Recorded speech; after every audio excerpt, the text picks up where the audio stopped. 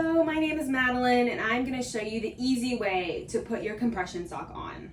So we have one of our thigh high compressions here. It has an open toe, but this method can be done with an open toe compression, a closed toe compression, knee high or thigh high.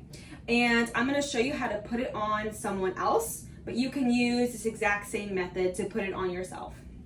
So what we're first gonna do is we're gonna go inside the compression sock here and we're gonna grab that heel mark here. So, and then you're gonna pull it inside out until we get to that heel mark. So we have that heel, it's gonna be facing down towards the ground, towards the heel. And we're gonna stretch this toe out so we can get it over the foot. So we're gonna stretch it out, put it on the foot, and then what we're gonna do is we're gonna turn it back on itself so it's right side out. And then what I like to do is, a good place to grip is right behind the ankle here.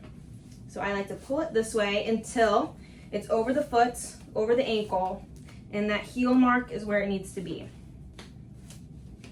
All right, and then from here, you're just gonna pull it up the rest of the way. Kind of shimmy it up, make sure there's no bunching in areas.